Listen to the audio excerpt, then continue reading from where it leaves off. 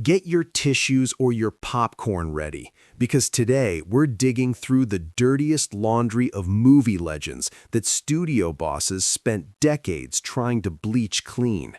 I'll show you the underside of the Walk of Fame, where stars are replaced by needle marks and applause by screams echoing out of psychiatric wards. These 10 lives will prove that hell isn't underground, it's perched on the hills of Los Angeles. Hit subscribe right now and drop a like to support our march against Hollywood's lies. Which chapter shocked you the most? I'm waiting for your angry or sympathetic reactions in the comments below. If you're looking for the exact point on the Hollywood map where a children's fairy tale ends and a real horror film begins, it's the MGM backlots of the late 1930s. Our Miss Over the Rainbow, Judy Garland, became the living proof of how the industry can swallow a child whole, digest them, and spit out a hollow shell glittering with rhinestones. You thought Dorothy Gale from The Wizard of Oz was a symbol of hope and innocence? Think again. For Judy herself, that yellow brick road was paved with broken glass and led straight into a private hell she never escaped, not even in death. It didn't start with producers, but with the person who was supposed to be closest to her. Judy's mother, Ethel Gum, whom the actress later, without a trace of irony, called the real Wicked Witch of the West, was the first to put a blade to her childhood. It was Ethel who introduced her daughter to amphetamines and sleeping pills when she was barely 10 years old. Why? So the little girl could work 18 hours a day without feeling exhaustion, then collapse instantly into sleep, only to get up and do it all over again. Ethel didn't see a child in her daughter, but a cash machine, a voice meant to pay for her own ambitions and bills. And the MGM studio bosses, these so-called saints, turned exploitation into a fine art. Studio head Louis B. Mayer, a man with the habits of a tyrant and the morals of a vulture, called Garland my little hunchback. He despised her for not being a classic beauty like Lana Turner and constantly reminded her of her supposed flaws, especially her height. Mayer made a habit of touching the teenage Judy during conversations, hypocritically claiming he was just checking where her heart was, whether her soul could still sing.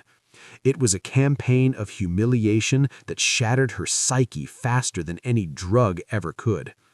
By 16, Judy's body was subjected to what could only be called sanctioned torture to make her look like an awkward adolescent on screen. She was forced into tight corsets that crushed her ribs, dental devices to reshape her smile, even special inserts to alter the shape of her nose. The studio nutritionists, if that word even applies, put her on a regime that would horrify a prisoner. A bowl of chicken soup, black coffee, endless cigarettes to suppress hunger, and a constant supply of pills. Red ones to wake up and perform, blue ones to shut everything off. By 19, Garland was a frayed bundle of nerves, trapped inside the carefully maintained image of the girl next door. When she became pregnant by her first husband, David Rose, the studio and her own mother joined forces to force her to terminate the pregnancy. A child didn't fit the shooting schedule or the image of pure, wholesome Dorothy. That moment finally knocked the ground out from under her feet. The rest of her life turned into a parade of tragedies disguised as triumphant comebacks. 5 marriages followed, each one a desperate attempt to find a drop of real love in a world built on fakery, and each ending in debt, betrayal, or violence. Her personal crises became so frequent that the tabloids wrote about them with bored routine. Each time, the machine patched her up, covered the damage with makeup, and pushed her back onto the stage under the blinding lights. The irony is brutal. The whole country sang along to her songs and wept over her ballads, while Judy herself slowly wasted away from exhaustion, depression, and an overwhelming loneliness. In 1969, she was found on the bathroom floor of a rented apartment in London. She was only 47, but looked decades older. A lethal mix of medications brought the nightmare to its final full stop. She died in debt, forgotten by many of those who had fed off her talent for years. Judy Garland's Hollywood dream turned out to be a cheap stage set, hiding nothing but darkness, pills, and the echo of the voice that once promised that somewhere over the rainbow, things would be different. For the little hunchback, the rainbow became nothing more than a tightening noose pulled by the very people who swore they were giving her eternal fame.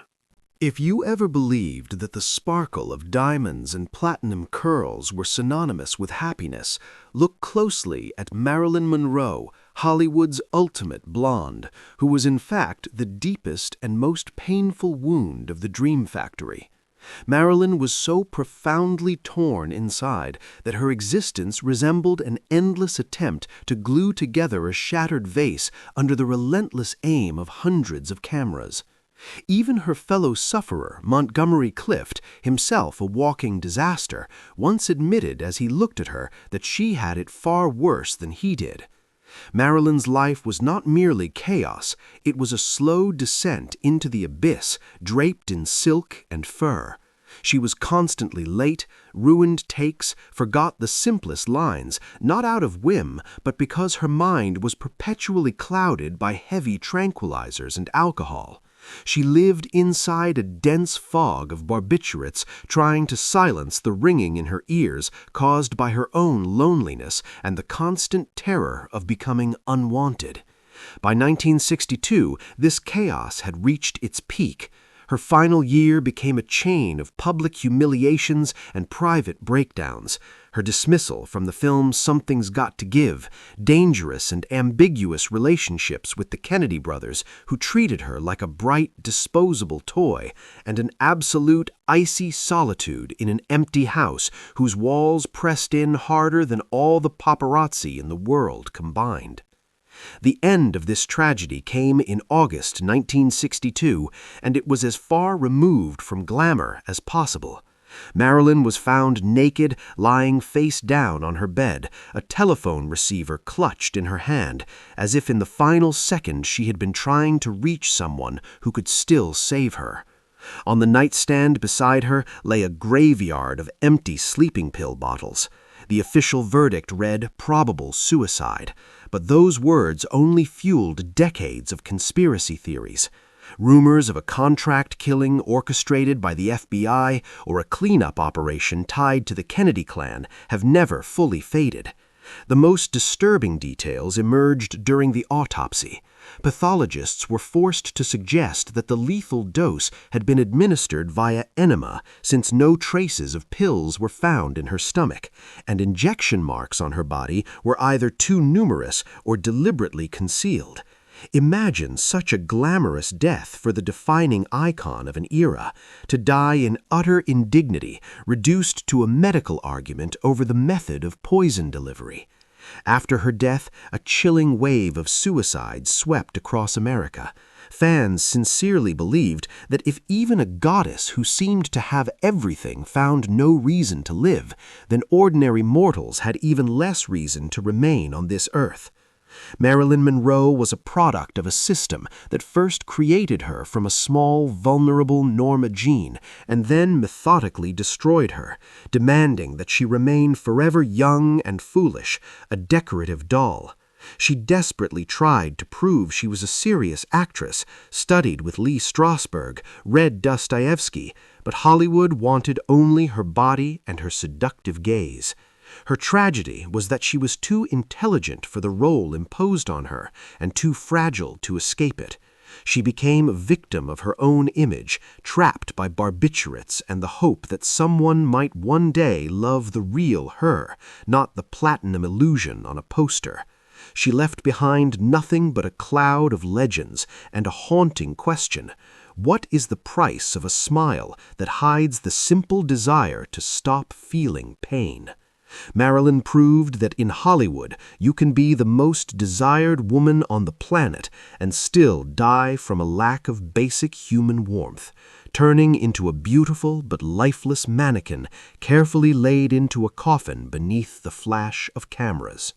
Monty Clift was too beautiful, Too gifted and too delicate for the vulgar, mothball-scented world of Hollywood contracts soaked in cheap whiskey.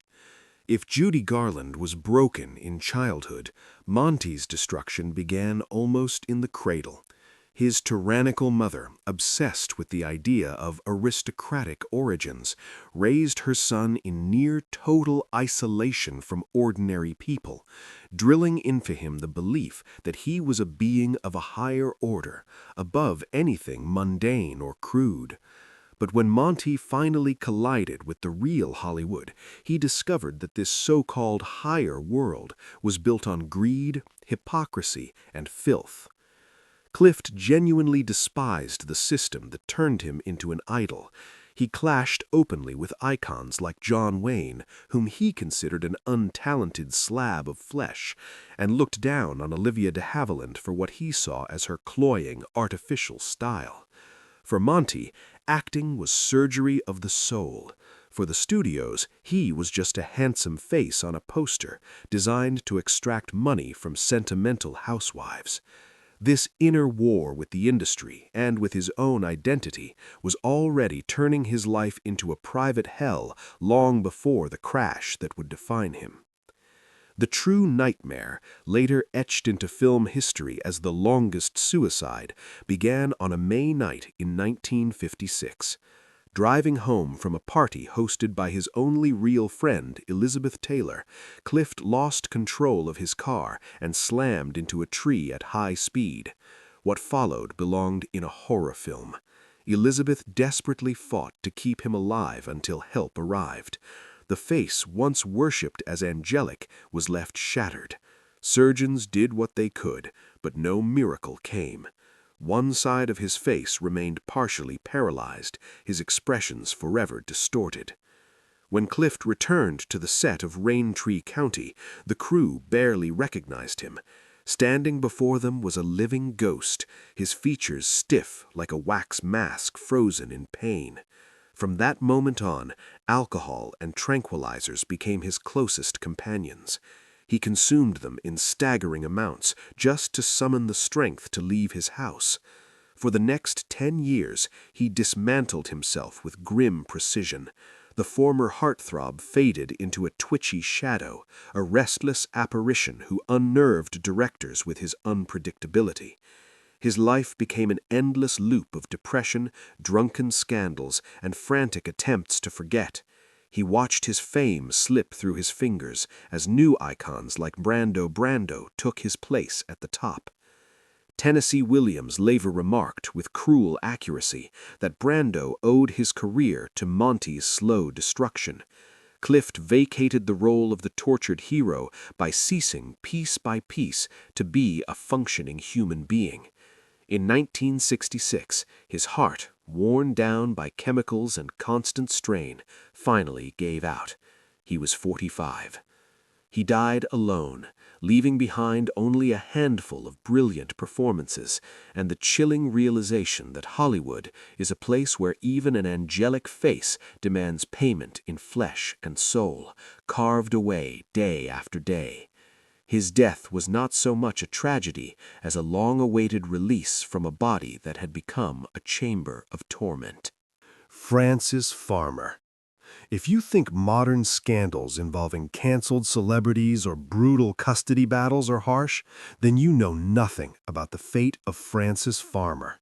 This is the story of how the dream factory turns into an industrial crusher for anyone who refuses to play by its rules. Frances was a bad girl, not because she abused drugs or trashed hotel rooms, but because she possessed the intelligence and courage to openly despise the hollow spectacle of Hollywood glamour. She loathed the endless roles of dumb blondes, openly sympathized with leftist ideas, and staged ice-cold confrontations with Paramount producers, demanding serious material. At the time, this was tantamount to a death sentence. When the system realized it couldn't break her through contracts, it brought out the heavy artillery. Farmer was declared insane. Her arrest for drunk driving became a public execution, and soon after, with the active involvement of her own mother, who preferred to see her daughter in a straitjacket rather than unemployed, Frances was locked away in a psychiatric institution. What followed was true medieval horror, hidden behind the white walls of mid-20th century medicine. What Frances endured inside the wards of the state hospital at Steilacoom sounds like the script of the worst horror film imaginable, yet for her it was daily life for years. She was subjected to insulin shock therapy, her blood sugar driven to critical lows that caused agonizing seizures and comas. She was kept for hours in ice-cold baths until her body went numb, and electroconvulsive therapy was administered without anesthesia, quite literally burning her brain with electricity. Frances became a wild animal in a cage. She escaped, wandered for months with drifters in search of even a shred of freedom, but she was always caught, restrained, and delivered back into the hands of the doctors. In the end, to finally subdue the defiant star, they performed a transorbital lobotomy. Walter Freeman, the so-called father of this barbaric procedure, simply drove an ordinary ice pick through the bone above her eye and stirred it through her frontal lobes to fix her personality. After that, nothing remained of the woman Frances had once been, only an empty shell. In her autobiography, published after her death, Farmer described things that make the blood run cold. She claimed that orderlies regularly raped her, rented her out to soldiers from a nearby fort for a pack of cigarettes, beat her unconscious, and as punishment for disobedience, forced her to eat her own excrement. From a dazzling Paramount star whose face adorned magazine covers, she became a broken being who, after her release, worked as a hotel laundress simply to avoid starving to death. The Hollywood dream ended for her in a lobotomy and a torture chamber, while the industry that once applauded her talent pretended Frances Farmer had never existed. She died alone of esophageal cancer, and only 6 friends attended her funeral, a pitiful ending for a woman who wanted nothing more than the right to be herself. Her life stands as a monument to how ruthlessly society and business destroy a woman who refuses to be a compliant doll in the hands of puppeteers. James Dean was more than an actor. He was a living manifesto of rebellion. A man who, with a kind of reckless devotion, drove himself straight into the grave at 24. While others on this list fell victim to studios or doctors, Dean became a casualty of his own hunger for adrenaline and his absolute contempt for death. He embodied the slogan, "Live fast, die young, and leave a beautiful corpse," though the reality waiting for him on Route 46 was far less poetic. Speed thrilled him the way fame or money thrills others. He lived for motion, convinced that only on the edge could life be fully tasted. His greatest passion was a silver Porsche 550 Spider, which he gave the defiant name Little Bastard. The car was more than transportation. It was his mechanical alter ego, bold, fast, and fatally unforgiving. A week before the crash, something happened that later sounded like a prophecy. Actor Alec Guinness, seeing Dean's new car, felt a sudden chill and told him plainly, "If you get into that car, you'll be found dead in it within a week." Dean laughed it off, brushing aside the warning. He felt untouchable, the undisputed king of the road. September 30th, 1955, was the day time stopped for the rebel without a cause. Dean was racing towards Salinas, pushing Little Bastard to its limits. He was even pulled over and ticketed for speeding along the way, a warning that only fueled his excitement. A few hours later, at dusk, at a quiet intersection, his low silver car, barely visible against the fading asphalt, collided with another vehicle. The impact was devastating. Dean was critically injured and died on the way to the hospital, never regaining consciousness. The cruel irony was impossible to ignore. Just days earlier, Dean had appeared in a public service announcement about road safety. Looking straight into the camera, he ended with a line that would become his epitaph: "The life you save may be my own." He didn't save his life, but he secured something else: eternal youth on screen, spared the slow fade of an aging, forgotten star. After his death, his name and his shattered car became the center of dark legends. Stories spread of a curse. Parts taken from Little Bastard were said to bring disaster to their new owners, accidents following wherever they went.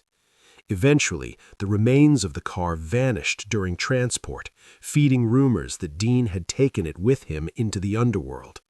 Warner Brothers, initially horrified by the loss of its rising star, quickly realized a harsh truth: a dead James Dean sold better than a living one. His death became a marketing phenomenon. Fans collapsed in hysterics at his funeral, and posthumous honors turned him into an untouchable idol. James Dean became the symbol of a generation that refused to grow up or obey the rules. But the price of becoming an eternal icon was brutally final. He never lived to see the full triumph of his greatest films. For us, he remains frozen in time, a 24-year-old with a restless gaze full of longing and defiance, a boy who pressed the accelerator too hard and too soon. Peg Entwistle. If Hollywood has an official symbol of shattered hopes, it is not an empty stage or an Oscar pawned at a thrift shop, but the towering steel letter H on the slope of Mount Lee. It was here, in September 1932, that the final scene of Peg Entwistle's life unfolded, an actress who came to conquer the dream factory from foggy England and became its most famous ghost instead. Peg was no talentless failure. She was an accomplished stage actress with a future that critics once predicted would shine on Broadway. But Hollywood during the Great Depression was not a city of opportunity. It was a mass grave for ambition.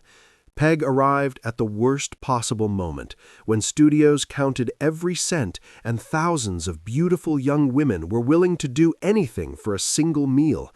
Her film career did not merely stall, it turned to dust with humiliating speed. The only movie role she managed to secure, 13 Women, became a final, merciless blow. After the final cut, nearly all of her scenes were ruthlessly removed.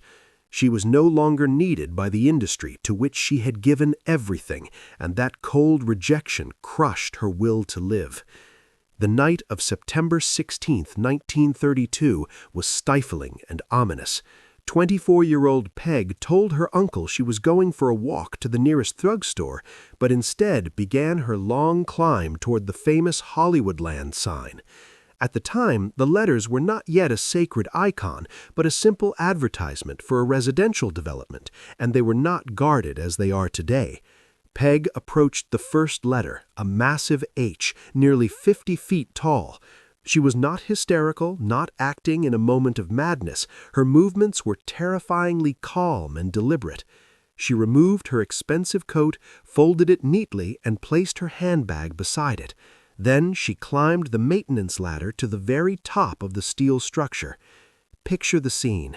A fragile young woman standing atop a giant letter, the vast sea of Los Angeles lights spread out before her, a city that had promised her everything and given her nothing. In that silence, Peg took her final step, plunging into the void from the height of a 5-story building. Her body was discovered only 2 days later, tangled in thick brush at the base of the sign. Inside Peg's handbag was a suicide note, written in a steady hand. "I am afraid. I am a coward. I am sorry for everything. If I had done this much earlier, it would have spared me so much suffering." But Hollywood had one more cruel, cynical joke in store for her. Literally the day after her broken body was taken to the morgue, a letter arrived in her mailbox. It was an official offer from a theater company proposing the lead role in a new production.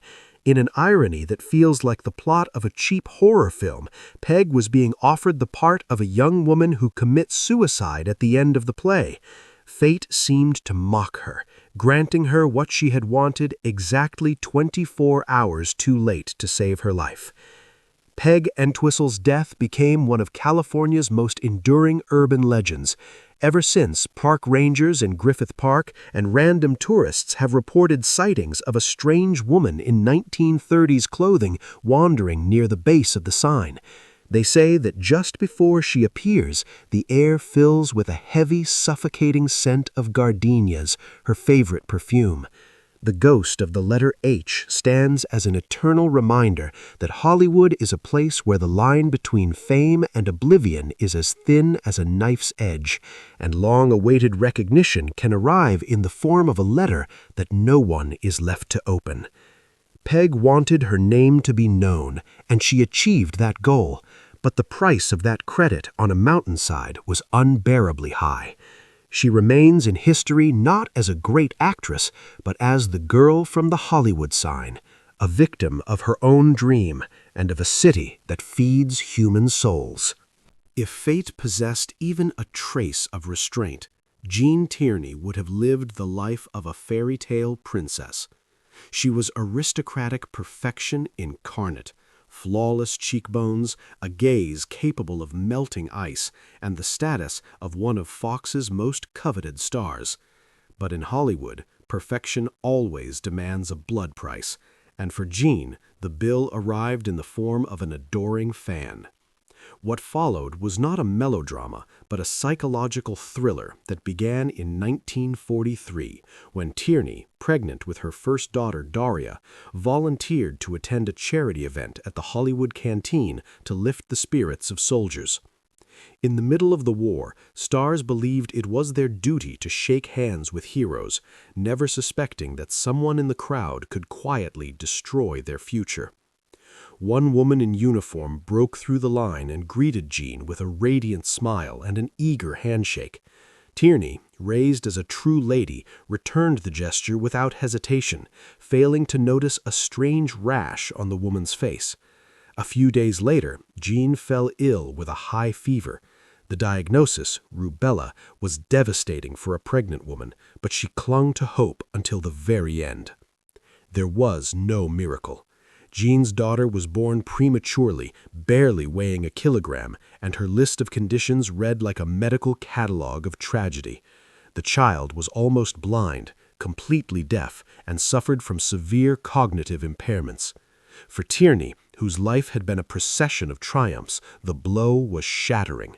She blamed herself, fate, even God, but the true horror was still ahead. 2 years later, at a party, the same woman approached her again and with syrupy enthusiasm said, "Do you remember me, Miss Tierney? I escaped quarantine while sick with rubella just to shake your hand. I couldn't miss meeting my idol." In that instant, Jean's world collapsed. She stood frozen, facing the person who had destroyed her child's life and her own for the sake of a fleeting whim. This real-life confession later inspired Agatha Christie's The Mirror Cracked. The reality was far crueler and more painful than fiction ever dared to be. From that point on, Jean's life became a slow descent into psychological darkness. Depression overtook her, shattering her marriage to designer Oleg Cassini. She sought solace in a relationship with a young John F. Kennedy, only to be abandoned when his ambitious family decided that a politician could not afford a wife with such a past and a sick child. The double betrayal proved too much. Jean Tierney, whose image in Laura had driven millions of men mad, found herself inside psychiatric hospitals. There she was subjected to what was then considered the gold standard of treatment, electroconvulsive therapy. After countless sessions, her memory began to fracture. She forgot scripts, the names of loved ones, even the familiarity of her own reflection. At one point, she was found in a moment of profound crisis, standing dangerously close to the edge, questioning whether escape from her suffering was possible. She was saved, but the Jean Tierney the world once knew was already gone. She spent years in clinics, relearning the most basic rhythms of life as her former fame gathered dust. Eventually, she found a measure of peace in marriage to an oil magnate, but the shadow of that fan's smile and the pain bound to her daughter followed her to her final days. The Hollywood icon ended her life with the bitter understanding that her beauty had been nothing more than a bait for a monster named Fate, a force that chose her for one of the cruelest games imaginable. Lana Turner. Lana Turner's private life was so saturated with violence, passion, and betrayal that any noir screenwriter would have dismissed her biography as implausible. Lana was the sweater girl, MGM's ultimate sex symbol, whose platinum curls and dangerous curves made men lose their minds. In reality, she was a woman with a fatal talent for choosing the wrong men. Her eighth, or something close to it, serious affair with Johnny Stompanato became her entry pass into the world of genuine criminal terror. Johnny was not just another Hollywood gigolo. He was the right-hand man of mobster Mickey Cohen, a vicious thug who saw Lana not as a woman he loved, but as a valuable asset and a punching bag. Their relationship resembled a drawn-out war. Stompanato regularly beat her, locked her in rooms, and threatened to slash her famous face with a razor if she ever dared to leave him. He was a shadow that followed her everywhere, turning her life into an endless cycle of bruises hidden beneath thick layers of makeup and screams drowned out by blaring music. The bloody climax came on Good Friday in 1958, in the bedroom of Turner's Beverly Hills mansion. Another argument erupted after Lana finally tried to break free from the toxic bond. Stompanato flew into a rage. He screamed that he would kill her, her daughter, and her mother if she did not submit. At that moment, Lana's 14-year-old daughter, Cheryl Crane, standing just outside the door, snapped. She burst into the room, clutching a kitchen knife, and drove it straight into the gangster's stomach. Stompanato collapsed and died before the eyes of a mother frozen in horror. What followed became one of the loudest courtroom spectacles in American history. Lana Turner, accustomed to spotlights and cameras, now took the stand before a jury. She sobbed, wrung her hands, and described the nightmares of her life with Johnny with such theatrical intensity that cynical reporters whispered to one another, "She's never acted this brilliantly in her entire career." The court ultimately ruled the killing justified, deciding that the girl had acted in defense of her mother. Still, Hollywood gossips argued for decades afterward about who had really held the knife, the terrified child, or Lana herself, pushed beyond the edge. But the most repulsive part of this story came later. In Hollywood, they say money has no smell, even when it is soaked in blood. Universal Studios was on the brink of bankruptcy at the time and desperately needed a hit. Seeing the frenzy surrounding the Stompanato case, the producers decided to use Lana's real-life tragedy as a promotional engine. Turner was cast in the lead role in Imitation of Life, a film whose plot eerily mirrored her own disaster, a story of a single mother and her painfully complex relationship with her daughter, set against the backdrop of career success. Audiences, hungry for scandal, flooded theaters to watch the woman whose daughter had stabbed a gangster. The film became a colossal hit, saved the studio from collapse, and turned Lana Turner into a millionaire. She quite literally bought back her financial security and her career at the cost of her lover's life and the shattered psyche of her own child. After the incident, Cheryl spent years in psychiatric institutions, while Lana continued to shine on screen, embodying the image of the femme fatale, even though everyone knew that the most terrifying role of her life had already been played, on a real carpet, soaked with real blood. It was the ultimate triumph of cynicism, where a man's death became nothing more than a convenient springboard for the revival of a fading star's career. Lucille Ball. All of America in the 1950s froze in front of their television sets when the opening credits of I Love Lucy began to roll. It was the perfect picture.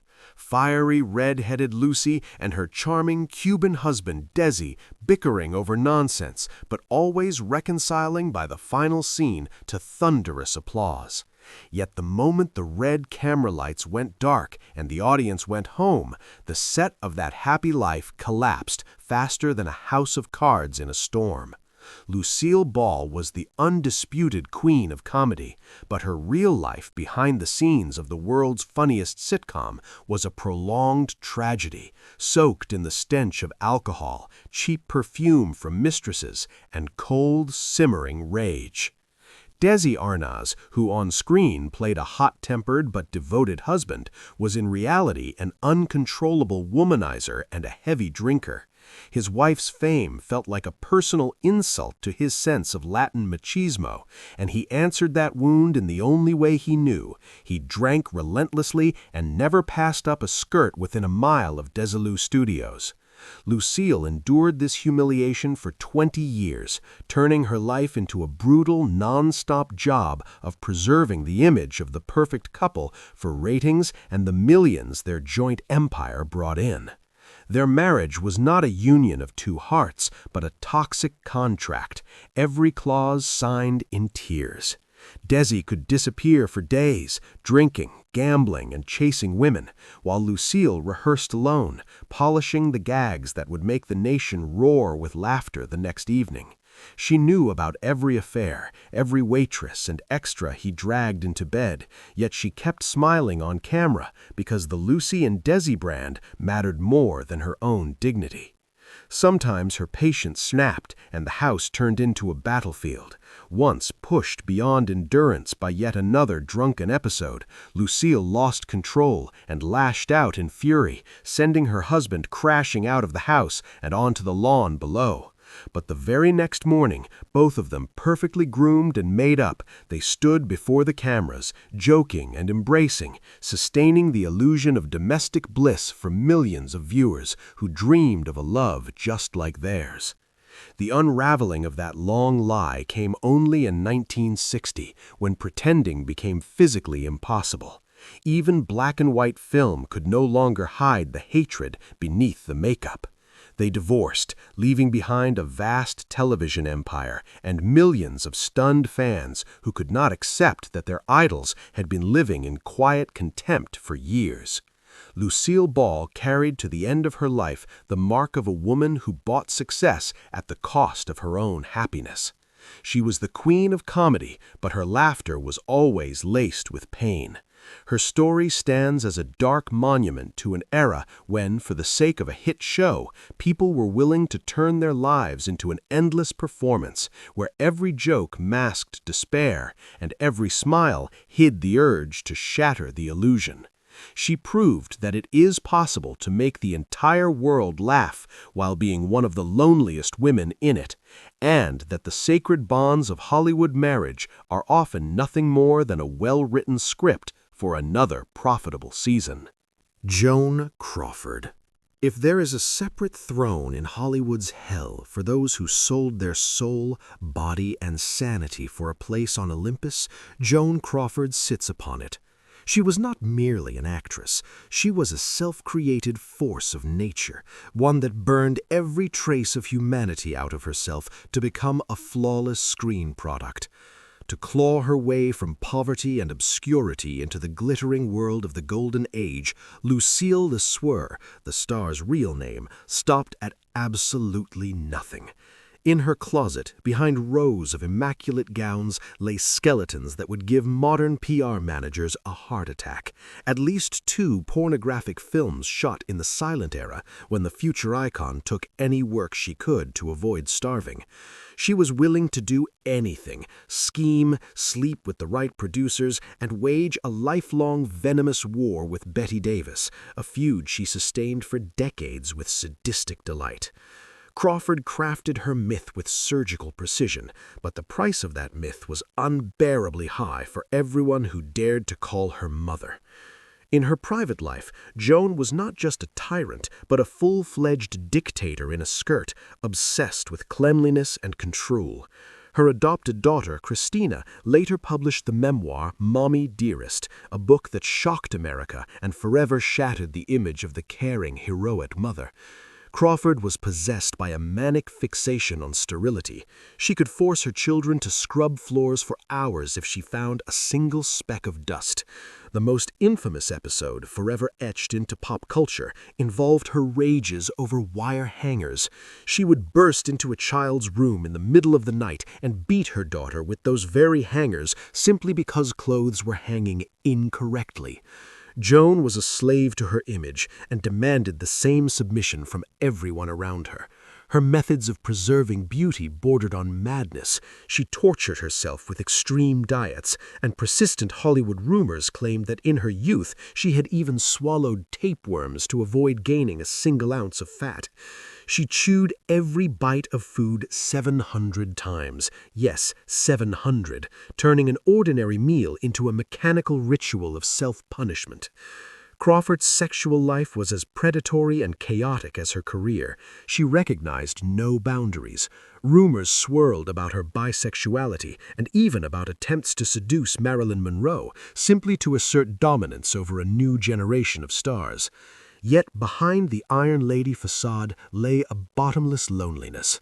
At the end of her life, when the spotlights dimmed and the studios filed her away into their archives, Joan was left alone with her demons in an empty mansion that smelled of disinfectant.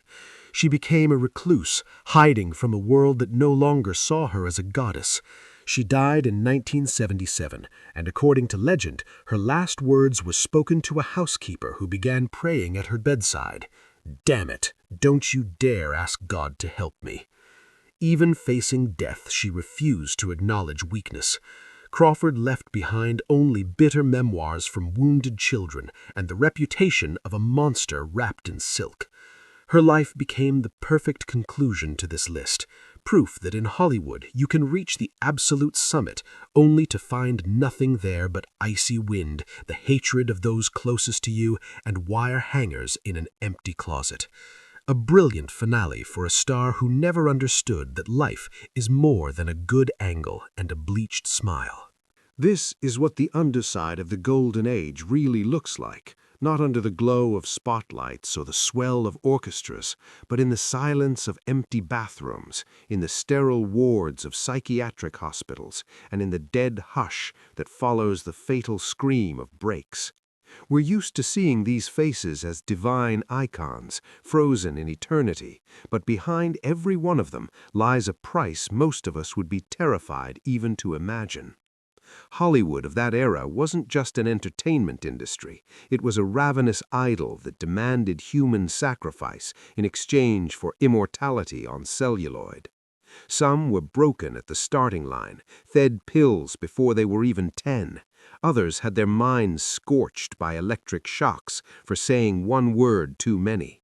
And some were simply spat out onto the roadside the moment their wrinkles grew deeper than the layer of makeup. We didn't rummage through this dirty laundry for cheap thrills, but to remind you of one simple truth. Behind every blinding shine, the darkest shadow is always hiding. These 10 stories are only the tip of the iceberg, a tiny fragment of the vast graveyard of shattered hopes on which modern show business was built. Today, the Walk of Fame looks like a parade of beautiful names, but in reality, it's a roll call of those who agreed to a deal with the devil, a contract where the fine print made it clear that peace would never be part of the bargain. So while you enjoy the old films, remember that behind Dorothy's smile or Montgomery Clift's gaze, there was a scream the studio bosses made sure we never heard. Well then, my friends, do you still dream of red carpets and paparazzi flashes? Just remember, the camera loves you only as long as you're profitable. Once you're used up, you'll be replaced by a newer model with an even wider smile and even darker secrets. Take care of your sanity and don't believe fairy tales. In Hollywood, fairy tales always end in blood. This concludes our report from the underworld. Don't forget to check your closets for wire hangers and keep your distance from overly devoted fans. Until next time, on a channel where the truth is always worth more than a movie ticket.